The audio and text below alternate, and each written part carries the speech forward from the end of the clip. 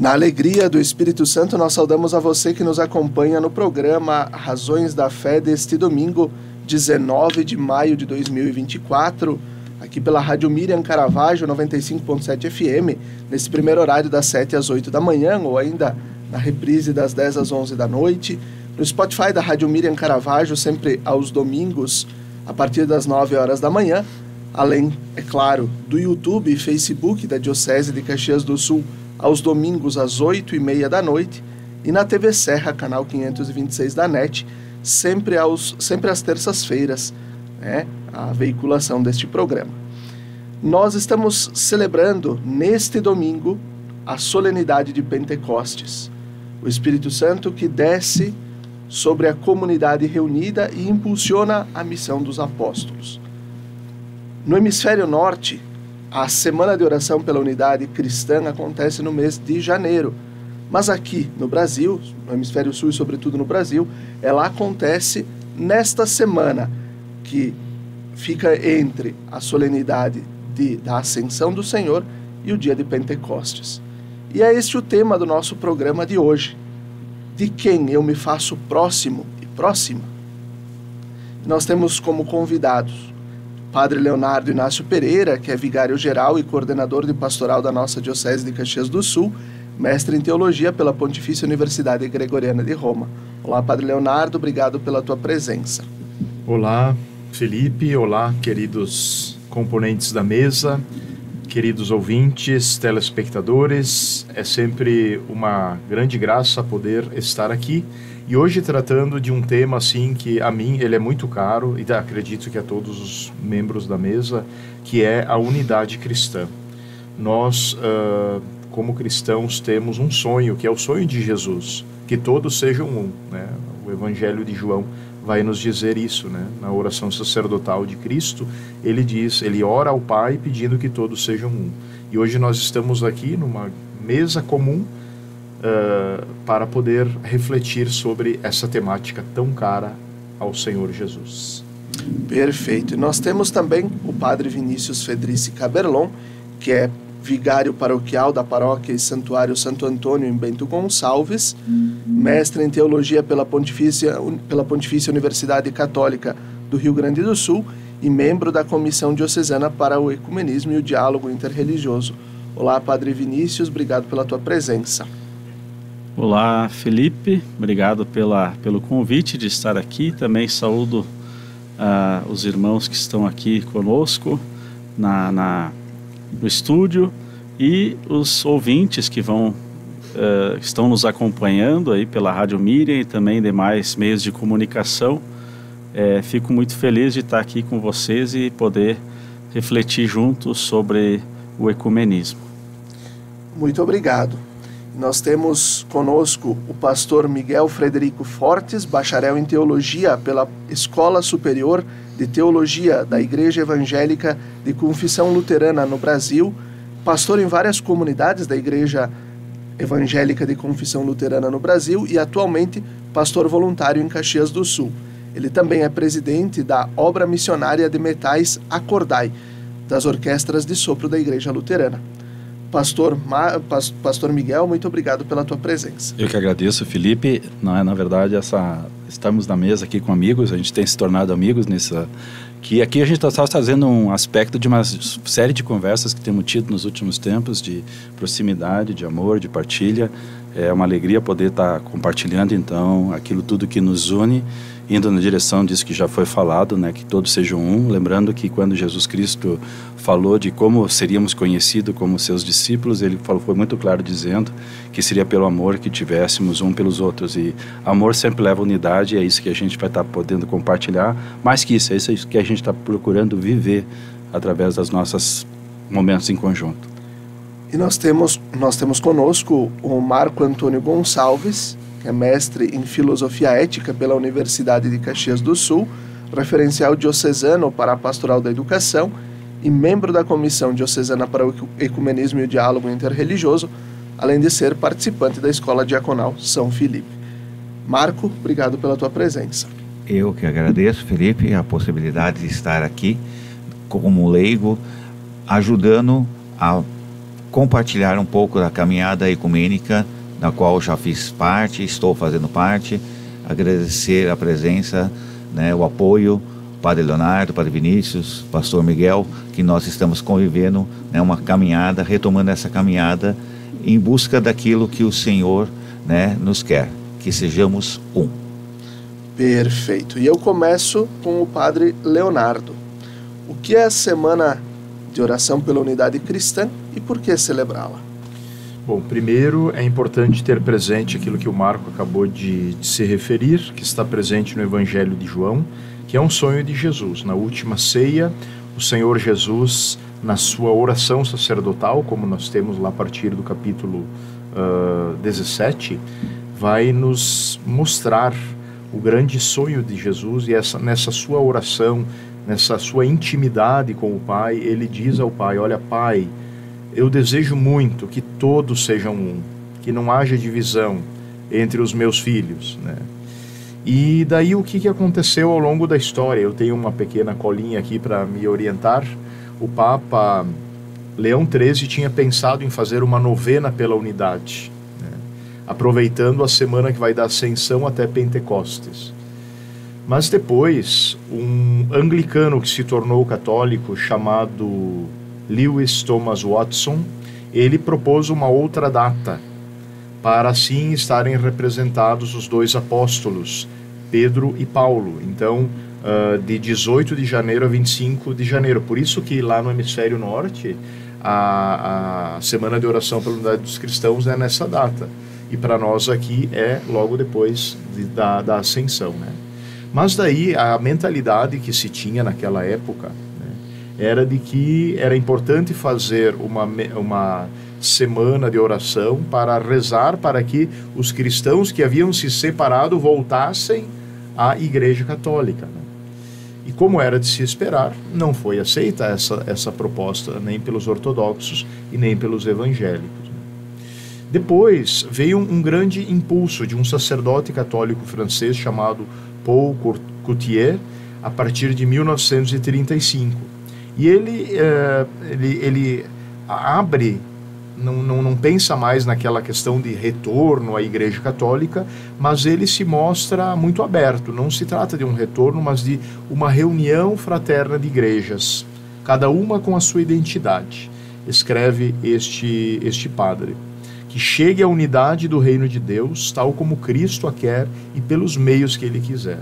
Daí, aconteceu o Concílio Vaticano II, de 1962 a 1965, então, para a Igreja Católica, com a presença de muitos irmãos de outras denominações religiosas, cristãs e não cristãs, que foram observadores, né? E daí, a partir disso, começou esse movimento de ordem mundial para a gente, ao menos, ter um momento de encontro para a gente rezar juntos como cristãos, né? E aqui no Brasil, então, a partir de 1968, praticamente, essa semana começou a acontecer aqui entre a Ascensão e Pentecostes. Aliás, não só no Brasil, em todo o mundo, mas aqui também no Brasil, né?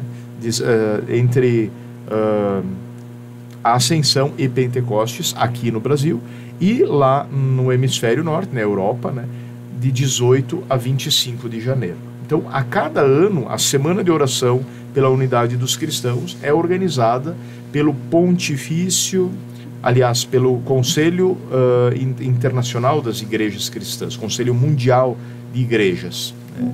E aqui no Brasil nós temos o Conselho Nacional de Igrejas Cristãs, né? Ele é organizado, então, normalmente a partir de um país. Este ano, por exemplo, o país que organizou a semana, o livrinho da Semana de Oração pela Unidade, é Burkina Faso, na África. Organizou, então, o roteiro de orações, e agora cada região do Brasil organiza a sua semana com as igrejas que fazem parte do CONIC, que estão nas diversas regiões e procuram organizar 1, 2, 3, se possível até 5 dias de oração pela unidade. Então, Assim que nasceu um pouco, para a gente ter uma ideia bem ampla, né, de como nasceu a Semana Nacional de Oração pela Unidade dos Cristãos. Perfeito, Padre Leonardo. E a minha pergunta ao pastor Miguel: o que a Semana de Oração pela Unidade Cristã de 2024 nos ensina a partir do lema de quem eu me faço próximo e próxima?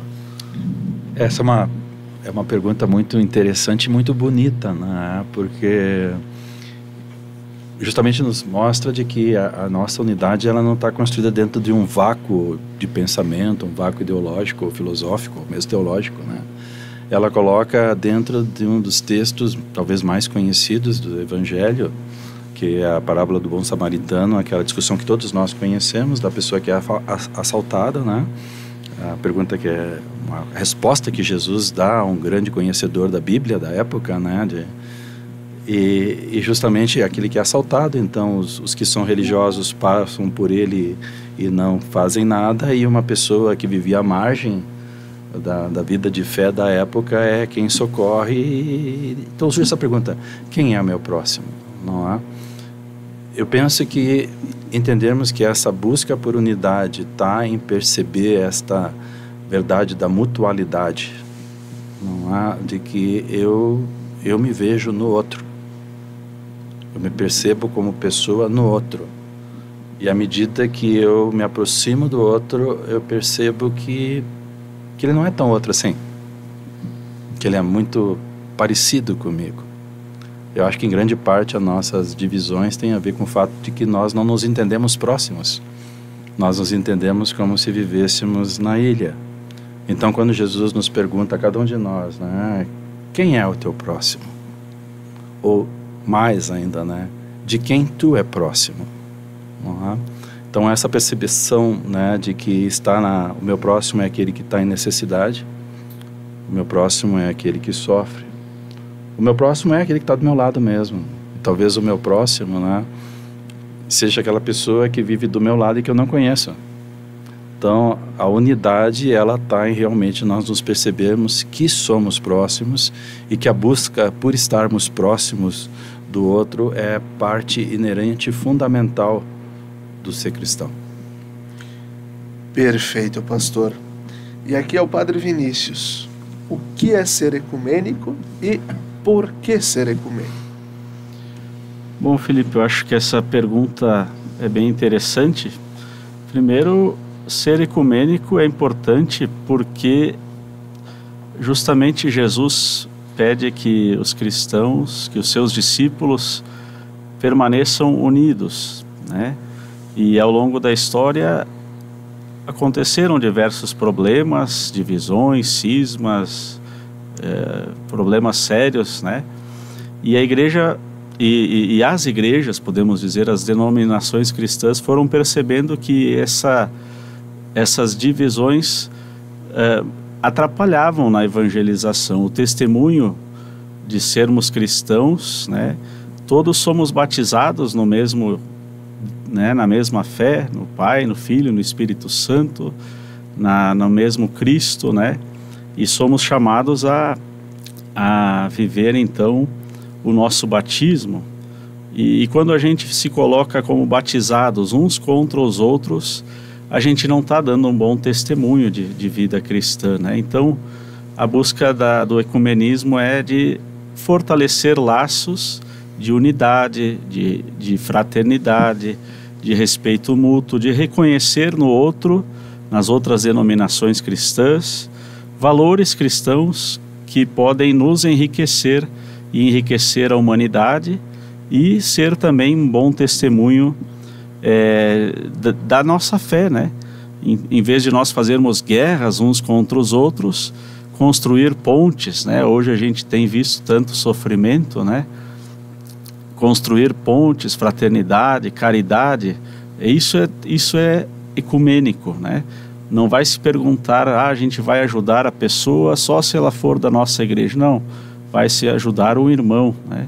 Então, ser ecumênico é um pouco não olhar para as diferenças, mas ver que somos filhos de Deus pelo batismo e que nos nossos irmãos e irmãs nós podemos encontrar também valores, mesmo que sejam culturas ou tradições diferentes, né? Então, ser ecumênico é um pouco vencer as barreiras que se foram construindo ao longo da história. Muitas não são nem culpa nossa que existem, né? Elas existem simplesmente, mas a gente não olhar para aquilo que nos faz ficar uns contra os outros ou uns diferentes dos outros, mas olhar para aquilo que constrói a comunhão, a unidade, a fraternidade, né? Então buscar um testemunho do amor fraterno, do amor cristão, né? Conforme aquilo que Jesus ensina, né? Até no livrinho aqui do CONIC, que foi preparado esse ano, tem uma, se tu me permite dar uma lida aqui, Claro.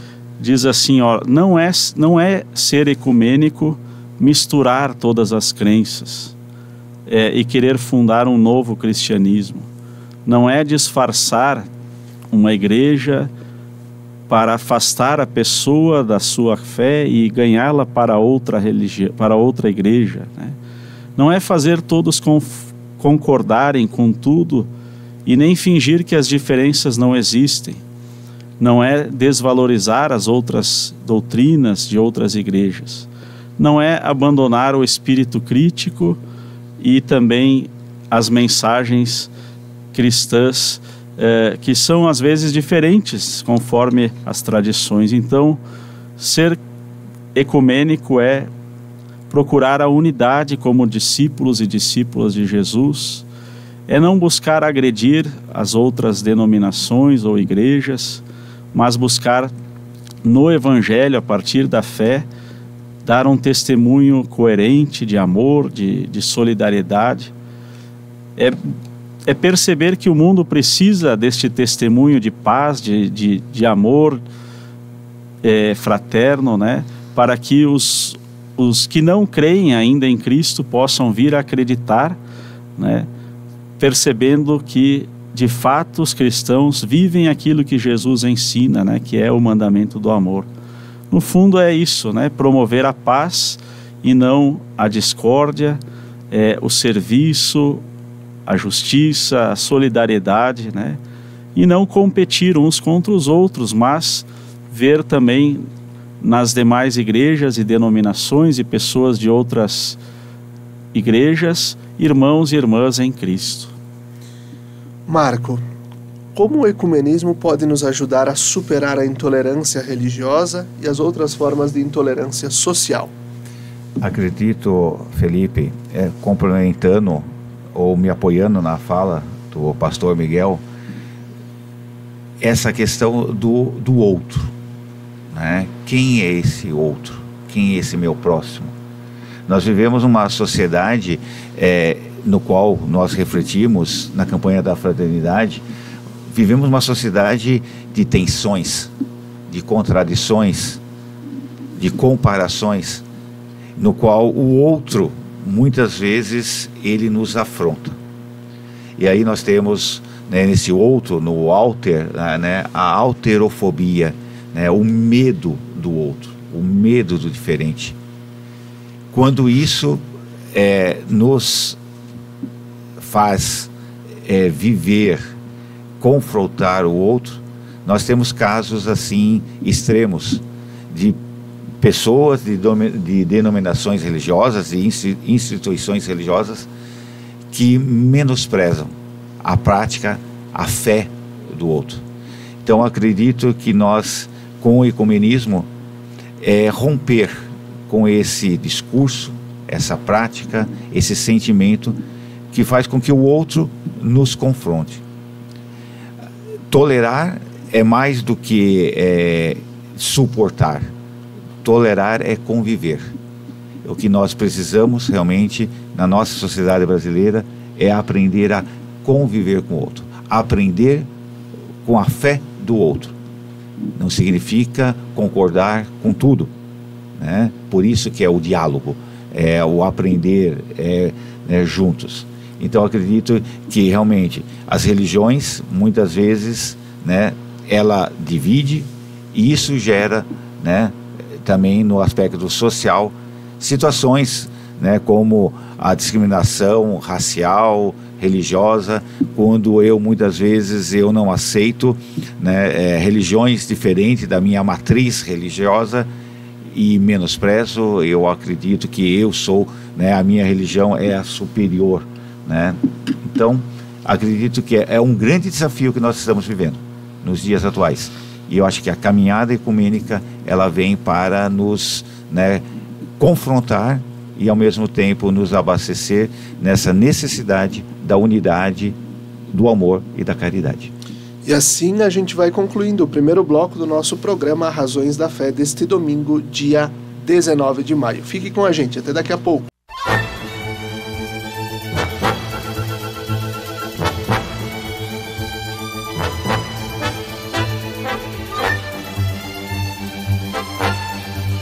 Estamos de volta com o segundo bloco do nosso programa Razões da Fé deste domingo, dia 19 de maio de 2024, solenidade de Pentecostes. Nosso tema de hoje, de quem eu me faço próximo e próxima? Nossos convidados deste programa, o Padre Leonardo Inácio Pereira, o Padre Vinícius Fedrici Caberlon, o Pastor Miguel Frederico Fortes e o Marco Antônio Gonçalves. Nós estamos falando sobre a Semana de Oração pela Unidade Cristã. E eu começo esse segundo bloco com o Pastor Miguel. O que nos une enquanto igrejas cristãs? Quais são os nossos pontos fortes juntos? O principal elemento da nossa unidade é a mesma fé no Senhor Jesus, né? Então, essa é a base da nossa unidade enquanto cristãos, né? Para nós, como luteranos, então posso dar mais um ponto de vista para nós como luteranos, acho que essa minha contribuição é como luterano, né? Eu sempre tenho dito algumas coisas, uma que o Padre Vinícius há pouco falou, nós historicamente reconhecemos o batismo das demais igrejas, da Igreja Católica, da Igreja Metodista, da Igreja Presbiteriana, como aquilo, como dizem em Efésios, né? Há um só batismo, um só Senhor. Então, nós reconhecemos os nossos batismos mutuamente. Sempre é falado, e é verdade, né, que vamos dizer, teologicamente, o motivo da divisão, digamos assim, no século XVI, teria a ver com a questão do entendimento de como se dá a salvação, a justificação. Mais recentemente, embora não seja bem isto que foi o principal motivo na época, né, eu sempre digo que o principal documento, declaração de fé da Igreja Luterana, é a Confissão de Augsburgo. Nós temos dois documentos, vamos dizer assim, que são base comum de todas as igrejas luteranas no mundo. A Confissão de Augsburgo e o Catecismo Menor de Martim Lutero. Só que a Confissão de Augsburgo, quando foi realizada na Dieta de Augsburgo, ela foi assinada por príncipes e demais membros da aristocracia, só tinha 2 teólogos ali. Então tu vê que no fundo existia uma questão muito mais política, de um momento de efervescência contra o Império dos Habsburgo e outras coisas assim, do que uma própria questão teológica. Embora assim, não podemos minimizar a questão teológica que foi trazida, que em grande parte a própria Igreja Romana, quando na sua continuidade no Concílio de Trento aparou essas arestas, né? Mas nós recentemente, agora no século XX ainda, nós tivemos uma declaração conjunta a respeito da justificação entre a Igreja Católica e a Igreja Luterana. Então vamos dizer assim, ok, existem algumas questões com relação ao ritual, existem algumas questões, mas as próprias igrejas luteranas têm dentro de si algumas visões diferentes, não é? Então nós podemos ter uma conversa transparente, teológica, tendo muito mais concordâncias e às vezes com um irmão católico tendo muito mais concordância que com um outro irmão evangélico que está na mesma mesa comigo, né? Então, assim, é interessante, né, que talvez a palavra ecumenismo, muitas vezes as pessoas não sabem o que isso significa, não é? E ela tem, com a sua herança da língua grega, ela se diz que o quê? Que nós estamos na mesma casa. Não é? Oikos é casa. Nós estamos na mesma casa. E nós somos chamados, mesmo que Jesus Cristo diz, né, que na casa do meu pai há muitas moradas, mas na casa do meu pai tem muitas moradas. Então nós estamos na casa do nosso Pai, tendo diferentes moradas, não é? Então, este movimento, eu não quero me alongar, mas é bastante interessante. Eu já tenho comentado mais até com o Padre Leonardo a respeito de um pouco da história da gente, né? Eu fui criado numa família de origem alemã e luterana, com uma visão muito anticatólica, né? E eu sempre brinco que a pessoa mais anticatólica que tinha era meu avô, que levava eu e a minha avó para o culto, mas ele não ficava, né? Então, a vida espiritual do meu avô não era uma vida tão profunda assim. Então, tinha muito mais intolerância de qualquer outra coisa. Mas quando, então, eu era recém-pastor, acho que não tinha me formado ainda, mas já trabalhava como pastor em Novo Hamburgo. A escola que eu estudei no primeiro grau, ela fez 50 anos. Então, eles quiseram fazer um culto ecumênico, não é? E como eu era, então, eles tentaram trazer para a escola pessoas que daquela escola tinham ido para a vida religiosa, não é? E eu fui, então, só que o padre, não é, ele queria ter uma conversa prévia, e posso dizer assim, foi a primeira vez que realmente entrei dentro de uma igreja católica para conversar com o padre. E o padre da paróquia de Santa Rosa, em Porto Alegre, o Padre Carlos, que na conversa com ele, era um padre bem mais velho, não é, ele tinha sido um dos representantes brasileiros no Concílio Vaticano II. Ele tinha sido assessor teológico do Concílio Vaticano II. E então tinha convivido direto com cardeais, com bispos e tudo mais, e era um homem que tinha um conhecimento teológico profundíssimo e vivia numa simplicidade impressionante. E daquelas conversas, duas coisas ficaram comigo. Primeiro, a gente criou uma grande amizade, eu e o Padre Carlos. Foi a primeira vez que eu tive uma conversa assim com o padre. E posso dizer assim que, para mim, ele foi um modelo de como eu gostaria de ser quando eu fosse velho. Né? Esse conhecimento, essa profundidade, essa simplicidade, até porque, digamos assim, entre nós pastores, sempre assim, vamos dizer, depois de uma certa idade, tu quer estar numa grande igreja, numa igreja importante, em algum cargo. E ele que havia tido isso foi para uma paróquia extremamente pobre de Porto Alegre. Então, eu acredito realmente que nós temos muito mais coisas que nos unem do que nos separam. E o que a gente precisa fazer é mais ou menos aquilo que a gente está fazendo, não é? É sentar na mesma mesa para nos conhecer e para conversar. Muito bom, importante essa partilha. E eu sigo com o Padre Vinícius. Como as igrejas cristãs de diferentes denominações colaboram durante essa semana de oração pela unidade cristã? Bem, Felipe, eu creio que de diversas formas se pode colaborar, né? Dialogando. O princípio fundamental é o diálogo, né? E para ter diálogo precisa ter respeito pelo próximo, né? Pelas diferenças, né? E essa questão do diálogo, então, ela hoje no mundo que a gente está vivendo, ela é fundamental, ela é vital, né? Então, eu creio que as igrejas procuram dialogar, né? Na medida do possível se fazem celebrações. Eu creio também assim que pode-se fazer muitas atividades no sentido de promover a caridade, promover a solidariedade, né? Embora não tenha sido em nome do ecumenismo que as diversas entidades têm feito esse trabalho, né? Nesse momento que o Rio Grande do Sul está passando de dificuldades, mas é um gesto extremamente ecumênico, né? Que as pessoas não param para perguntar: você é daqui, você é de lá, você pagou o dízimo. Não, vamos primeiro socorrer o irmão, né? Então é todo esse espírito cristão que está presente, né? E que na semana de oração pela unidade a gente procura sublinhar, destacar, enfatizar, conscientizar, né? Porque às vezes as pessoas têm sentimentos assim de rejeição em relação a outras crenças, né, ou outras denominações. Mas então algumas ideias que eu creio que podem ajudar na semana de oração são as que eu sublinharia, seriam essas: a conversão do coração, né, para que a gente possa viver segundo o Evangelho, né, a oração em comum, seja oração pessoal, mas também preces particulares, para que haja unidade, paz, fraternidade, né? O conhecer-se, aquilo que também foi o pastor Miguel estava dizendo agora, né?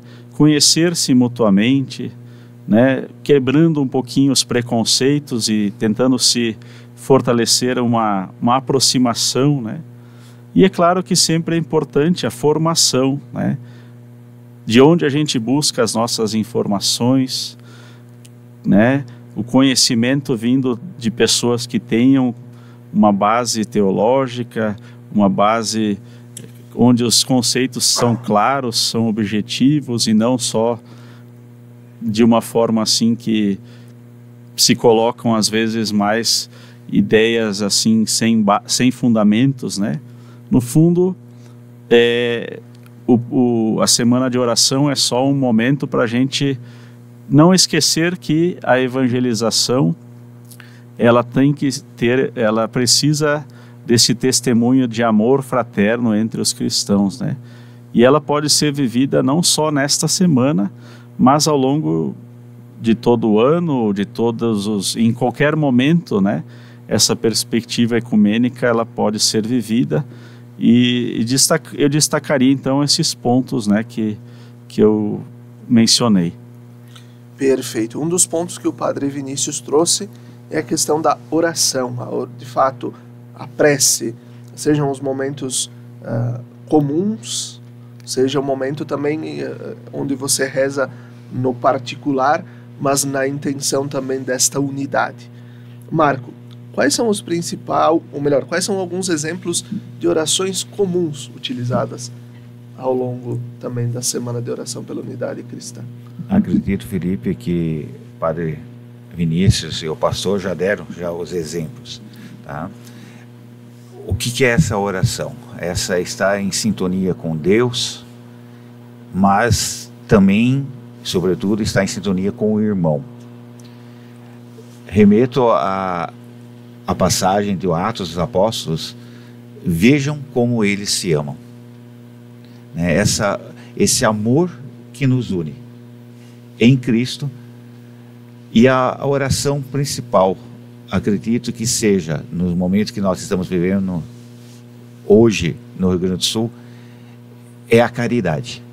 Como o Padre, né, Vinícius falou, né, fazer a caridade, ajudar, ser solidário, independente da fé que a pessoa, sendo cristã ou não, né?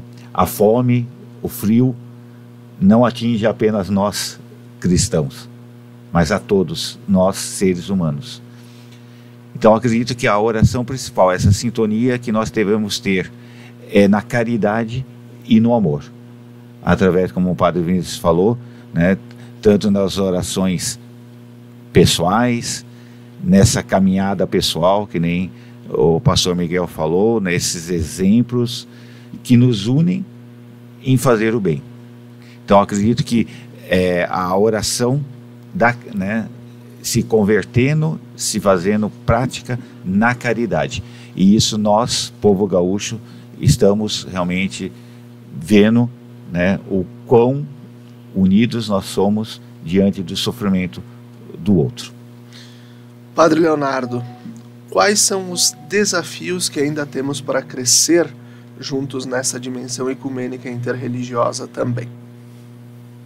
Bom, primeiramente, eu acho que a gente precisa se conhecer um pouco mais, né? Porque a gente só consegue dialogar quando a gente se conhece a própria identidade e a gente se abre para poder conhecer os outros, né? Eu acho que nós, cristãos, precisamos primeiramente nos dar conta disso, que é preciso de todas as partes nós nos conhecermos conhecermos mais a nossa identidade, para podermos dialogar e, assim, abrirmos-nos ao conhecimento da identidade do outro.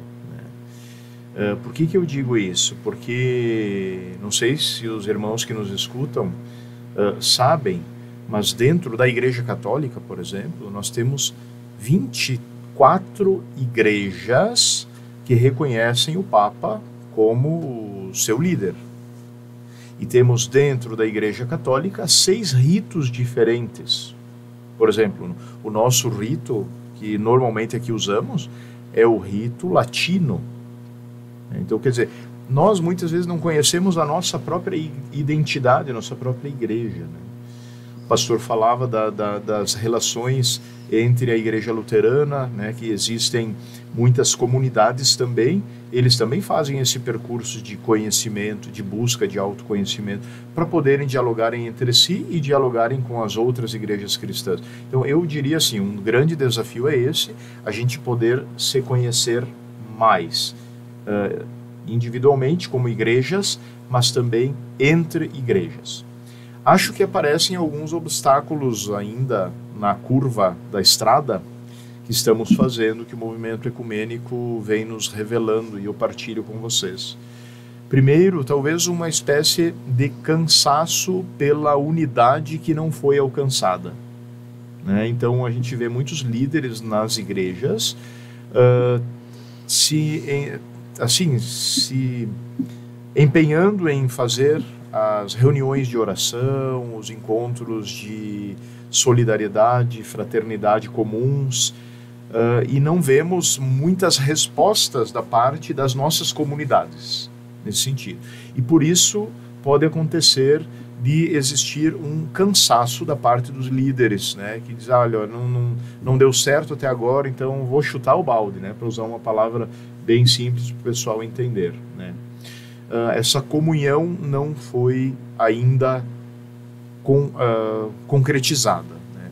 Nós tivemos agora recentemente, no dia 15 de maio, na Igreja Anglicana, em Caxias do Sul, uma celebração ecumênica, e éramos um pequeno rebanho ali presentes, e foi muito bonito, uma oração muito bonita, com cantos de tezê.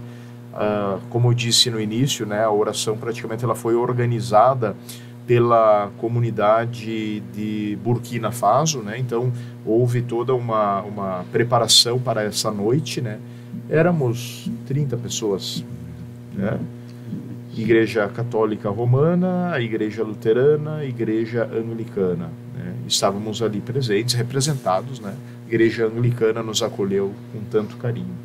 Então, acho que essas duas dificuldades, eu diria ainda uma outra, que é a postura de algumas lideranças que fragilizam essa convicção que foi alicerçada até agora.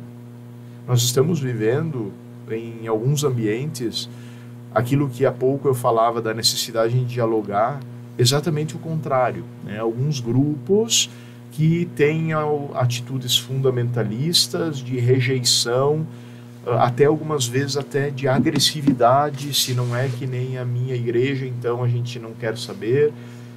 Esses dias até escutei alguém falar que é uma postura totalmente infeliz, dizer a respeito de outras denominações religiosas, que as causas de toda essa catástrofe é porque o nosso Estado tem muitas outras denominações religiosas, e eu sou completamente contrário a esse posicionamento, porque Deus ama a todos e faz chover sobre justos e injustos, abençoa e ama a todos os seus filhos e filhas. Então, a gente vê também algumas posturas muito fundamentalistas dentro das nossas comunidades cristãs que obstaculizam assim a caminhada ecumênica e de diálogo, né?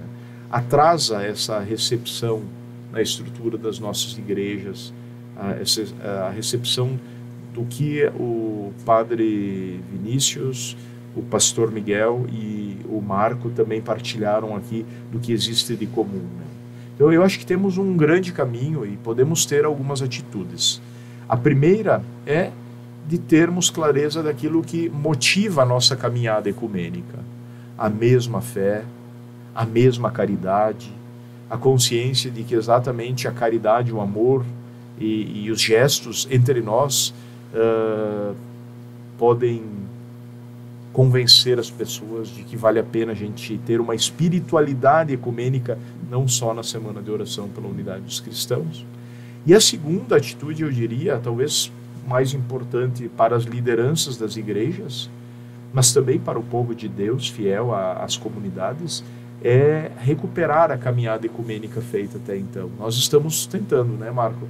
Estamos tentando empreender um pouquinho essa caminhada ecumênica aqui na nossa região. Padre Vinícius, nós participamos junto com o Padre Vinícius lá em Bento Gonçalves do Dia Mundial de Oração, né, com a pastora Thelma lá na Igreja Luterana. Foi tão bonita aquela noite, né? Estava o pastor metodista também, que atende Bento Gonçalves. Quer dizer, para recuperar aquilo que a gente já fez até agora, né? Que é a fé, a oração e a caridade. Eu diria um pouquinho isso. Temos obstáculos, mas temos também sinais de esperança. Perfeito. E assim a gente vai concluindo o segundo bloco do nosso programa, Razões da Fé, deste domingo. Fique com a gente, até daqui a pouco.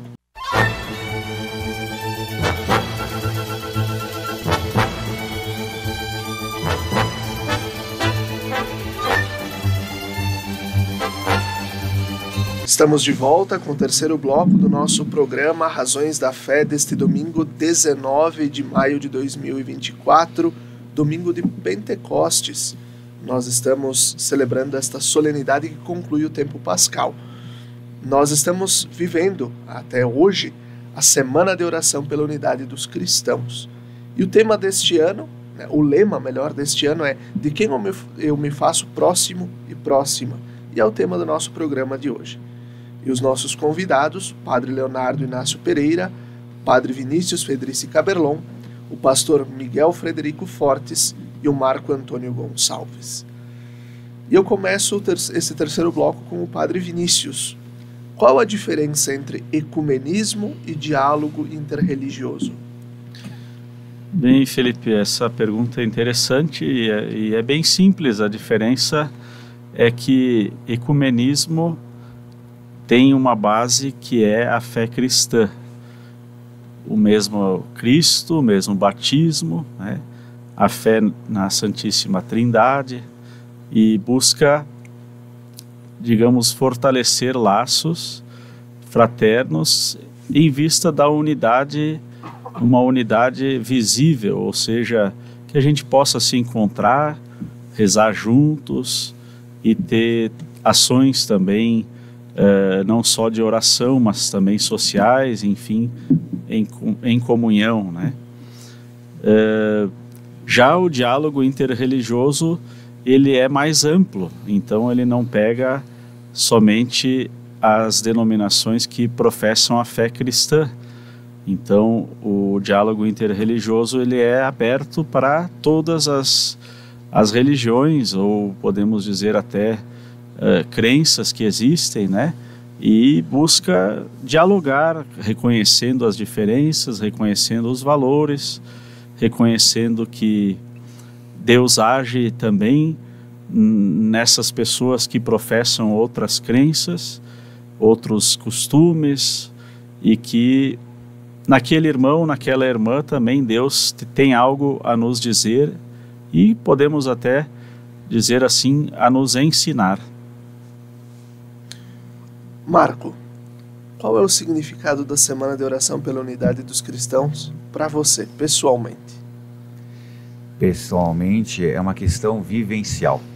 Acredito que não seja exclusividade minha, da minha família, mas acredito que em muitos ouvintes também existe o que eu posso chamar assim do microecumenismo, né? O ecumenismo é familiar, onde nas nossas famílias nós temos muitas pessoas, né, dentro do núcleo familiar, de pessoas que professam, né, diversas, né, fé. Então, a minha vivência, desde a minha formação familiar, da minha avó, essa abertura ao outro, né, a minha vivência enquanto, como sou natural de São Paulo, a minha vivência, a minha atuação pastoral, juntamente com outras igrejas cristãs, principalmente a Igreja Luterana, eu tive um apoio, uma formação também com os pastores luteranos, que também concelebraram o meu casamento católico. Então há toda essa caminhada dos meus filhos, que também participam de outra igreja cristã. Então, acredito que é ali, para mim, essa vivência. E permita-me, Felipe, só ler assim um trecho que eu acho que eu queria compartilhar com a mesa, né, da exortação apostólica Evangelii Gaudi do Papa Francisco. Né? Num trecho ele diz assim, essa questão da gente aprender com o outro, né? O que o outro tem, o que eu posso aprender com ele. E a frase do Papa que diz assim: não é um mero conhecimento, ecumenismo é a gente conhecer a outra religião. Não se trata, o Papa diz, não se trata apenas de receber informações sobre os outros para os conhecermos melhor, mas de reconhecer o que o Espírito semeou neles como um dom também para nós. Então, nessa semana de Pentecostes que nós estamos celebrando, né, não podemos limitar a ação do Espírito. Né? O Espírito também, ele é amplo, ele abre, está presente também em outras denominações, e ele tem muito a nos ensinar. Padre Leonardo, tem risco de ser ecumênico e deixar de ser católico, ser ecumênico e deixar de ser luterano, deixar de ser anglicano, batista, presbiteriano? Ser ecumênico é deixar a sua essência? Olha, nós já havíamos conversado um pouquinho no bloco passado, né? Não tem como a gente ser dialogável se a gente não conhece a própria identidade, né? Exatamente, a gente vai conversar com o outro entendendo que ele tem muitos dons, eu tenho muitos dons, você tem muitos dons, e eu não deixo de ser aquilo que eu sou e de ter aquilo que eu tenho como dons, porque eu dialogo com o outro. Não vou deixar de ter a minha fé em Jesus, em Nossa Senhora, sendo católico, não vou deixar de frequentar os sacramentos, porque eu vou participar de uma semana de oração pela unidade dos cristãos em uma outra igreja. Ou porque eu recebi na minha casa um casal de budistas. Eu tenho um casal de amigos que são budistas, e a gente conversa, a gente senta, a gente dialoga sobre as nossas diferenças. Quer dizer, uma coisa é ecumenismo, como o Padre Vinícius falou, outra coisa é o diálogo interreligioso. Eu estou ampliando um pouco aqui, né? Então, eu diria assim, não tem como ser ecumênico e perdendo a minha identidade. Não, eu preciso ter segurança da minha identidade. Eu sei o que me alimenta na fé, o que me ajuda a ser cristão e assim por diante. E por isso não vou anular a forma do outro pensar, né? Então, eu acho que não existe risco nenhum, absolutamente, em ter uma visão ecumênica da realidade, aliás, ter uma espiritualidade de respeito, né? De respeito. Acho que é isso que a gente precisa para poder não anular o outro e nem abandonar a fé que tem, né? Então, eu tive a oportunidade de fazer uma experiência há 2 anos, quando era pároco na Igreja São Pelegrino, em instalar ali na paróquia São Pelegrino um projeto que não nasceu da Igreja Católica, que é o projeto Alfa. Ele nasceu na Igreja Anglicana, lá na Inglaterra, né, numa sede lá, numa igreja anglicana lá na Inglaterra, e que me foi apresentado aqui no Brasil como um projeto de evangelização. E daí instalamos esse projeto ali na Igreja São Pelegrino. Hoje já são 3 anos já que vem acontecendo, e muitas pessoas estão redescobrindo a fé e se dirigindo para as igrejas que elas frequentavam antes, ou católica ou outra igreja, por causa desse projeto, por causa dessa hospitalidade, por causa desta acolhida, o projeto Alfa, né? Que eu venho fazendo bastante propaganda, estou fazendo agora também aqui nesse microfone, porque é uma forma de valorizar aquilo que nasceu na Igreja Anglicana, e as diversas igrejas cristãs podem fazer nas suas comunidades, né? é muito bonito, ele é um projeto ecumênico, inclusive. E aqui, acho que o que o Padre Léo traz é a questão da identidade, né? Conhecer a sua identidade, porque o ecumenismo não é o sincretismo religioso, não é eu fazer um pulo, eu estou na Igreja Católica, aí eu pego um pouquinho daqui, eu vou para lá, pego um pouco de lá. É conhecer a sua identidade. Exatamente, porque isso também é um fenômeno do nosso tempo, né? Como são muitas as variedades de propostas que nos são apresentadas, o pessoal pode dizer assim, eu sou religioso, mas eu não professo a minha fé em uma específica igreja, né? Então, e esse é um fenômeno que a gente vem acompanhando pelo IBGE, né? Pelo último censo. Muitos são aqueles que creem, mas não se declararam membros de uma comunidade de crentes, né? Uma comunidade de fé. Então, a gente precisa ter um pouquinho de cuidado, porque quando a gente pega tudo de todo mundo, a gente já não sabe o que a gente é, né? A gente pego aqui um pouquinho do cristianismo, um pouquinho do budismo, um pouco da Umbanda, um pouco do espiritismo, vira uma colcha de retalhos. E a gente não consegue daí se identificar, porque em algum momento a própria nossa realidade vai nos cobrar, né? O que você faz, como é que é a sua postura, porque cada uma das igrejas e cada uma das religiões tem um código de liturgia, tem um livro sagrado normalmente, tem uma ética, uma moral. Então, em algumas vezes pode sim ter uma unidade, mas em muitas vezes pode existir alguma oposição, alguma contrariedade, né? Então é preciso saber a identidade para poder dialogar. Eu concluo meu discurso com isso. Perfeito. E nós vamos concluir o programa com a reflexão, acho que o pastor Miguel, qual a importância da oração para a unidade? A oração ela é a base da vida de fé cristã, né? Sem a oração não existe. É na oração que nós nos unimos com o Pai, com o Filho e com o Espírito Santo. É na oração que nós nos unimos um com os outros. E eu queria só trazer duas coisas assim para finalizar minha fala aqui, né? Enquanto estava ouvindo os meus irmãos comentando as coisas que estavam falando, eu me lembrei de uma questão de Gandhi, né, que é conhecido pela questão da paz. E ele sempre carregava um Novo Testamento, e ele lia muito o Novo Testamento. E ele tinha um amigo, um pastor, calvinista, que um dia perguntou para ele assim, mas Gandhi, tu lês o Novo Testamento? Sim, eu sei de cor o Novo Testamento. E por que tu não é cristão? Daí Gandhi olhou para ele e disse assim, tu fala do cristianismo de Jesus ou de vocês? Então, essa nossa falta de amor e unidade que temos uns com os outros, ela acaba sendo um verdadeiro escândalo, né?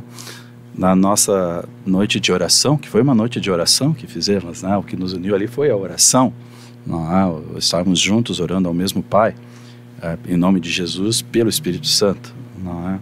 Eu comentei uma experiência que tive esses dias, né? Nós tínhamos tido uma reunião nossa do grupo que tem essa caminhada, tentado recomeçar essa caminhada em conjunto, que tenho certeza Deus vai abençoar para que continue, não é? E com mais pessoas. Eu tinha de fazer uma visita no Hospital Pompeia, e quando eu volto, eu moro no centro, eu sou vizinho do bispo, então nós temos bastante proximidade por morarmos um no fundo do outro, né? E passando pela praça, um rapaz veio falar comigo, né? E quem conhece Caxias sabe quem anda pela praça, né? E ele chegou era de tarde, ele chegou para mim e disse assim, não quero dinheiro. Eu disse assim, não, mas vamos conversar um pouco. Então era óbvio que ele queria dinheiro. Então ele falou da história dele, que era Douglas e tudo mais e tal, contou que vinha de Santa Maria. Não vou me alongar, né, porque é uma história um pouco mais comprida, mas indo para o ponto direto, né. Daí ele chegou e disse assim, mas que ele queria dinheiro para um aluguel, para ir para um hotel, para um lugar para dormir, o dia estava frio e tal. Ele estava pensando em voltar para Santa Maria, enfim, não sabia o que fazer. Daí eu perguntei para ele assim, mas por que tu não vai para um albergue? Né? Ele disse para mim, eu tenho ido, né, Pop Caxias, acho que, né? O Centro Pop. Centro Pop, né? E foi lá e não consegui e tal. Daí tá difícil essa questão de albergue e tal. Daí eu disse para ele, pois é, o padre Leonardo, nós tínhamos falado, acho que no dia anterior nós tínhamos falado sobre isso, me disse que estava tendo uma dificuldade com os albergues mesmo. Ele olhou para mim meio espantado assim e disse, o senhor é padre? Daí eu disse para ele, não, eu sou pastor. Compliquei mais a cabeça dele. Daí ele olhou para mim e disse assim, nossa, que interessante. Eu perguntei por quê. Ele disse assim, pastores não costumam falar conosco. E aquela, não vou nunca esquecer essa frase, né? Porque o nosso tema da oração foi esse texto do Bom Samaritano, onde os religiosos, o levita, o senhor da lei, não é? Eles não pararam para socorrer o outro. Não era essa visão que... Né? E eu perguntei, poxa, como isso é real? Hoje é a mesma situação. Né? Então, por que não é essa situação? Então, para a nossa vivência de fé, não deixando de responder a tua pergunta, né? Acho que assim é interessante porque a gente não criou um simpósio teológico para falar sobre a nossa unidade. Né? Nós não fizemos um seminário sobre os 5 pontos que nos unem. Nós fizemos uma semana de oração, que no nosso caso foi um dia, porque na oração nós conseguimos ter unidade. Né? O Pai Nosso que oramos ontem era o Pai Nosso ecumênico. Né? Nós, luteranos, oramos que perdoe as nossas dívidas. Né? No Pai Nosso ecumênico, as nossas ofensas. Mas a parte final que nós luteranos mantemos no Pai Nosso, pois teu é o reino, o poder e a glória, estão presentes ali. Quer dizer, nós criamos unidade na oração do Pai que é nosso. Então, com certeza absoluta, essas iniciativas, e eu espero, nós temos um livro que se chama Senhas Diárias, onde a cada dia tem também as orações que para ser feitas, né? E nós temos um dia específico aonde a oração é justamente pela unidade das igrejas. Nós poderíamos concluir esse programa, Felipe, se tu nos permites, rezando a oração do Pai Nosso ecumênico. Claro. De modo que assim possamos convidar os irmãos a se entenderem também membros da mesma casa, né? Oikomenes, quer dizer, da casa comum, né? Então eu projeto aqui para os membros da mesa, a gente pode rezar juntos. E você que nos acompanha, veja como é bonita a oração, é a mesma oração que a gente reza nas nossas celebrações em todas as igrejas. Aqui, naturalmente, ela precisou ser adaptada para a gente rezar de forma comum. Tá bom? Vamos lá? Pai nosso que estás nos céus, santificado seja o teu nome, venha o teu reino, seja feita a tua vontade, assim na terra como no céu. O pão nosso de cada dia dá-nos hoje, perdoa as nossas ofensas, assim como nós perdoamos a quem nos tem ofendido, e não nos deixes cair em tentação, mas livra-nos do mal, pois teu é o reino, o poder e a glória para sempre. Amém. E assim, com este momento de oração comum, nós vamos concluindo programa Razões da Fé deste domingo, dia 19, dia de Pentecostes, suplicando que o Espírito Santo continue agindo em todas as igrejas e nos ajude a crescer na fé, na esperança, na caridade e na unidade. Até o próximo domingo. Fiquem bem.